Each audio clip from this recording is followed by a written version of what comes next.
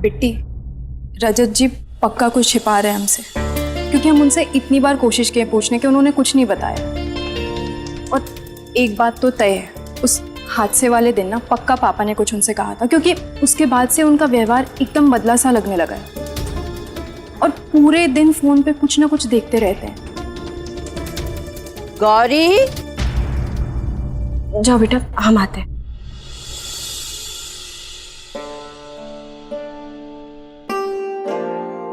एक बात का है, मतलब अभी तक हमें जरूरी नहीं लगा इसलिए बताए नहीं, लेकिन अब लग रहा है बता दे। बेटी, उस दिन हादसे से पहले जब तुम अपने पापा को ढूंढने उनके पीछे पीछे गई थी ना, तब हमने तुम दोनों के पीछे दामाद जी को देखा था।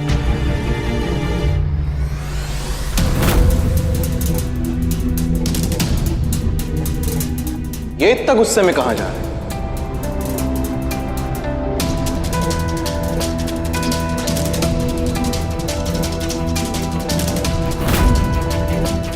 मतलब वो वक्त हमें लगा कि हमें कोनो वहम हो गया, लेकिन अब लग रहा है नहीं, हमने उन्हीं को देखा था। क्या पता हादसे से पहले दामाद जी की इनसे कोई बात हुई हो। मतलब बच्चे के आने की खुशी हम समझ सकते हैं, लेकिन इतना ये सब खर्चा, हमें कुछ खटक रहा है बिट्टी। जरूर कोनो बात है।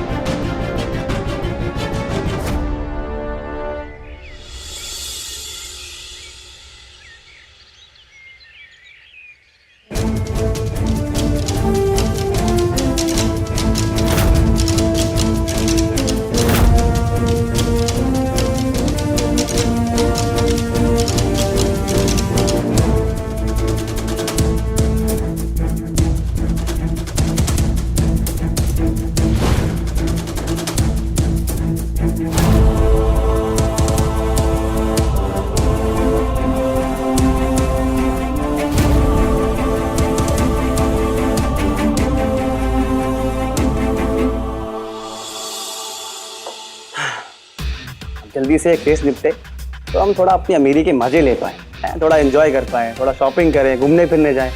लक्ष्मी की हमें न्योता दे रही है और हमको देखो हाथ बांधे खड़े हैं।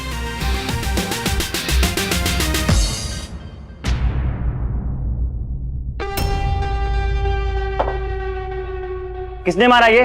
कौन फेंका ये? हाँ?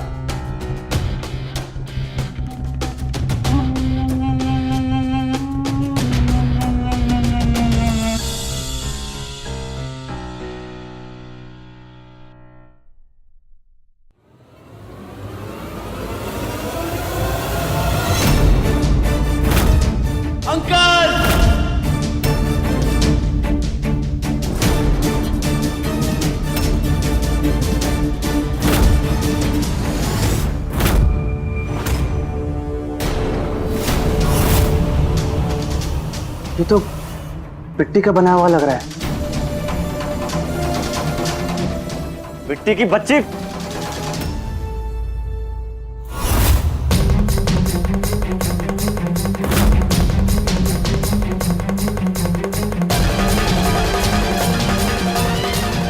ये सब क्या है? क्या चाहती हो तुम?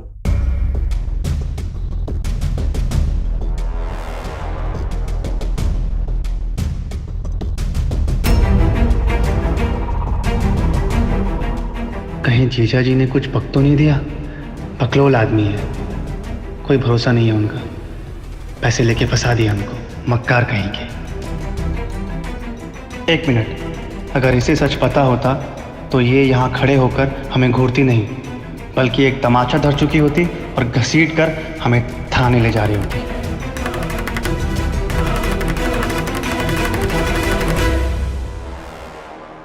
कौन सी सच की बात कर रही हो? हाँ, जब हमने कुछ किया ही नहीं तो फिर हम पे इल्जाम क्यों लगा रही हो? हम तुमसे 1000 बार बोल चुके हैं कि उस दिन कंस्ट्रक्शन साइट पे हम थे ही नहीं। और रही बात कैश की, तो अक्षत भाई ने हमें कॉन्ट्रैक्टर को देने के लिए कुछ कैश दिया था, बस वही दिए थे उस दिन, क्योंकि हमारा कैबिन उस दिन बंद था, समझी? और सुनो, आज के बाद अगर हमारे साथ ही जासूसी वाला खेल खेले ना तो तुम्हें छोड़ेंगे नहीं, समझी? निकलो यहां से, निकलो।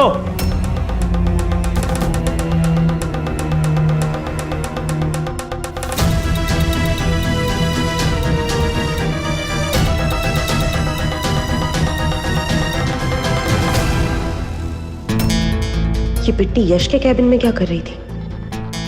इससे पहले ये हमारा केस बिगाड़े मुझे कुछ करना पड़ेगा। ये बहन है दुश्मन, अंधेरे में तीर चला रही थी। अगर निशाने पे लग जाता तो बेटा हमारे तो हो गए थे वारे न्यारे, सब बक देते।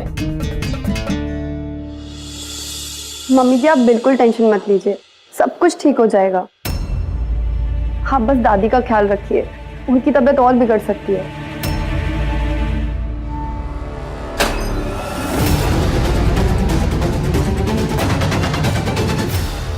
मम्मी जी मैं आपको बाद में कॉल करती हूँ। माँ ये कैसे टूट गया? आपको चोट तो नहीं लगी ना? तुझे ये फिक्र है ऋचा कि इस टूटे हुए ग्लास के टुकड़ों से मुझे चोट ना लग जाए? और तू अपनी हरकतों से जो रोज मेरा दिल दुखाती है उसका क्या? माँ आप क्या कहना चाह रही हैं? ऋचा तू क्यों बात करती है उन लोगों से? मैंने तुझसे कहा है ना कि उन लोगों से हमें कोई रिश्ता नहीं रखना। इस टूटे हुए गिलास की तरह सारे रिश्ते टूट गए। चीजें टूटती हैं एक झटके में माँ, रिश्ते नहीं। कुछ रिश्ते तो ऐसे होते हैं जिनके बीच में सिर्फ दूरियां आ सकती हैं। आप चाहो तो भी उन्हें नहीं तोड़ सकते। और आप लोगों को लगता है ना कि पापा जी ने प्रताप अंकल को धक्का दिया है, पर ये बात अभी साबित नहीं हुई है। और जिस दिन ये बात साबित हो जाएगी कि प्रताप अंकल की हालत पापा जी की वजह से है, आई प्रॉमिस मैं खुद उनसे सारे रिश्ते तोड़ दूंगी। ना कभी बात करूंगी और ना कभी नाम लूंगी उनका। ठीक है ऋचा, वो पल भी बहुत जल्दी आ जाएगा। कोर्ट की तारीख बहुत पास आ गई है।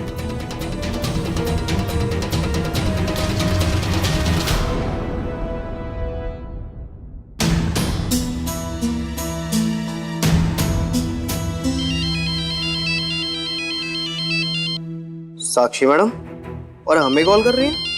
आज तक तो कभी नहीं किया। हेलो हेलो जी मैडम।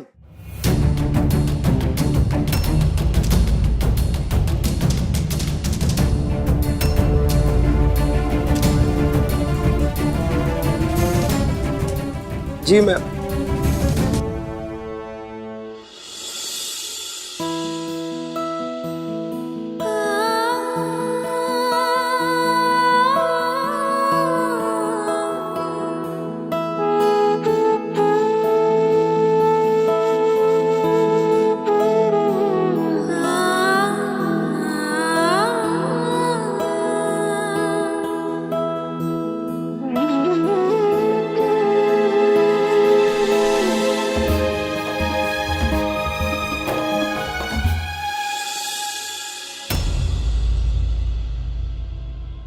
बेटी, ए बेटा, ए कहाँ हुआ? इसे रोका रही है? हाँ?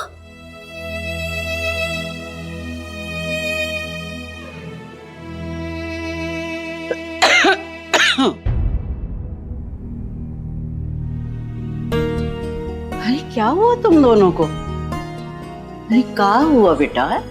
हाँ? काहे रो रहे हो तुम दोनों?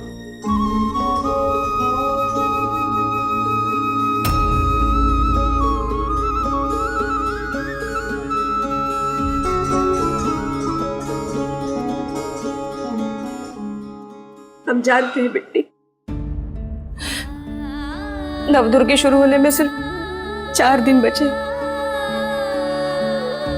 और अब तक तुम्हारे पापा को जेल से बाहर निकालने का कोनो रास्ता नहीं मिल रहा। एक वो यश से उम्मीद थी, लेकिन उसके मना कर देने के बाद तो ऐसा लग रहा है मानो सारे दरवाजे बंद हो चुके हैं।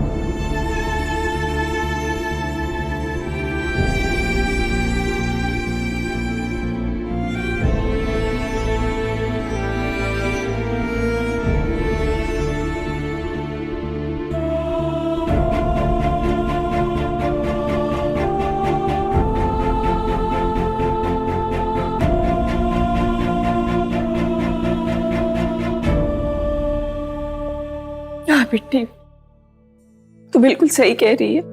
पिता हमेशा अपने बेटों को सर का ताज समझते हैं और बेटियों को पैरों की जूती। लेकिन वो भूल जाते हैं कि जिंदगी के सफर में हमेशा जूती साथ देती है, ना कि सर का ताज। लेकिन वो हमेशा ताज ही साफ करते रहते हैं और जूती को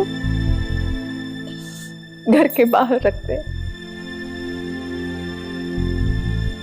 लेकिन बिट्टी, हमें तुम पे पूरा यकीन है कि तुम अपने पापा को सारी परेशानियों से सही सलामत बाहर निकालोगी।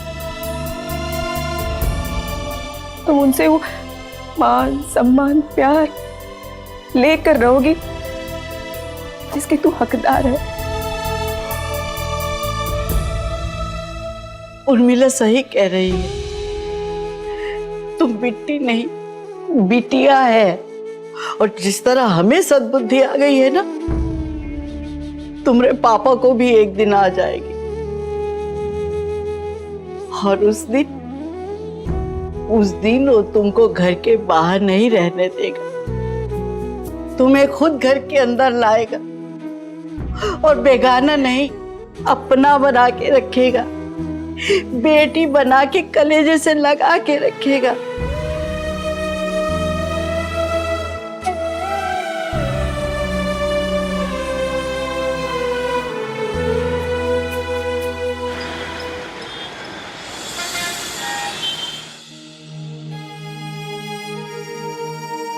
देखिए, मैं अपनी तरफ से पूरी कोशिश करूंगा, आप लोग बेफिक्र हो जाइए।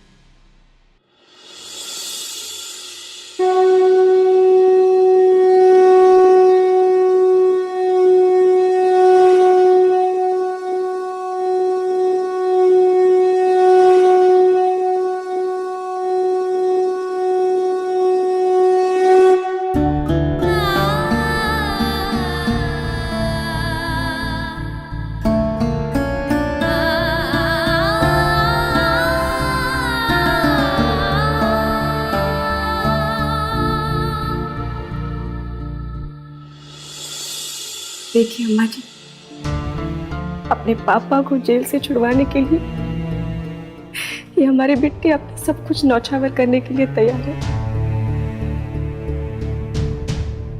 हे भोलेनाथ, अब तो हमारी पोती की गुहार सुन लो।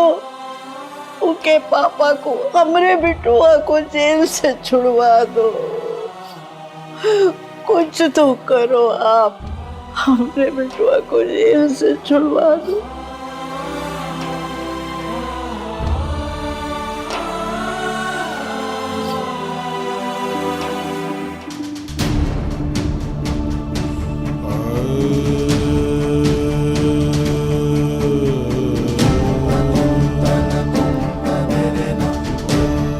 हे भगवान, आज सारा सच बाहर आ जाए, गुनहगार को उसकी सजा और प्रताप अंकल को उनका इंसाफ मिल जाए।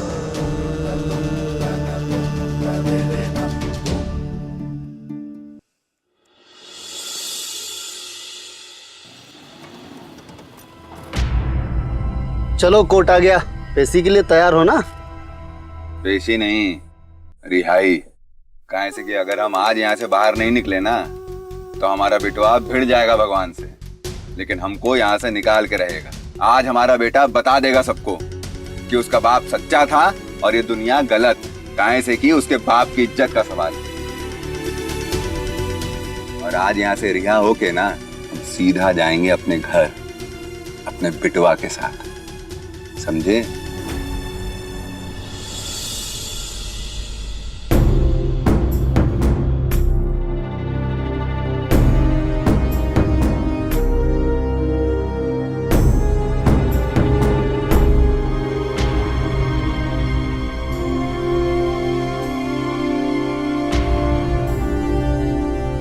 भाभी अपॉइंटमेंट के लिए गई थी, पता नहीं कहाँ रह गई।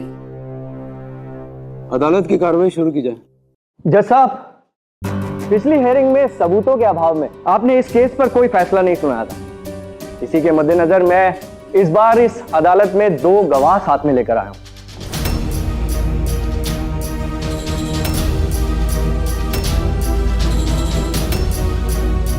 कहीं जीजा जी तो गवाही नहीं दे रहे, ऐसा हो गया तो बर्बाद हो जाएंगे हम।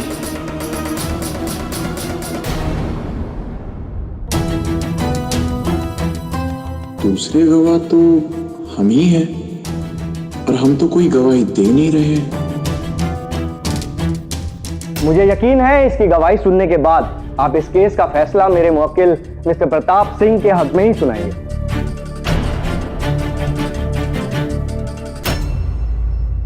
मेरे पहले गवाह हैं मिस्टर राजू।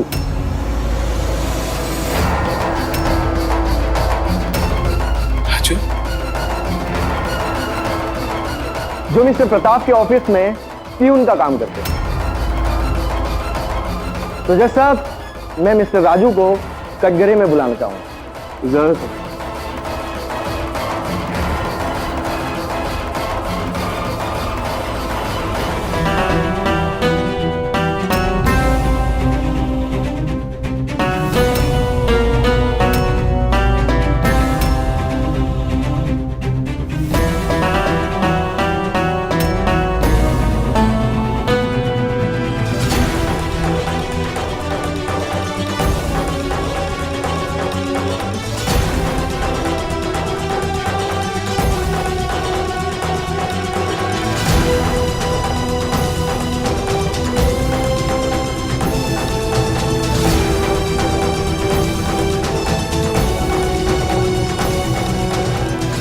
हाँ तो मिस्टर राजू, आप अदालत को बताइए उस दिन क्या हुआ था।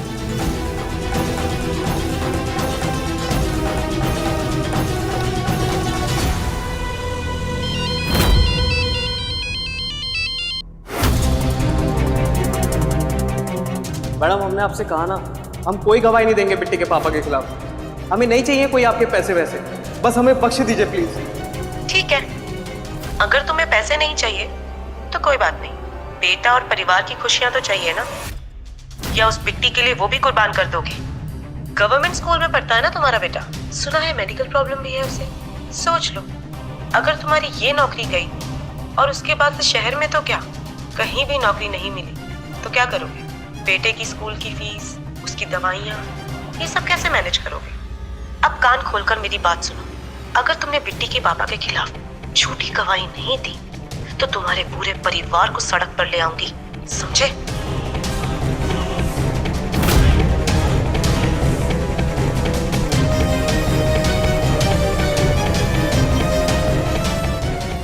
डरिए मत, खुलकर बताइए कि आखिर उस दिन हुआ क्या था। जी वो उस दिन सुरेंद्र जी प्रताप सर को ढूंढते ढूंढते ऑफिस आए थे। हमने इन्हें बताया कि प्रताप सर कंस्ट्रक्शन साइट पे गए। वो गुस्से में वहां से चले गए और बोल रहे थे कि आज प्रताप जी को जिंदा नहीं छोड़ेंगे।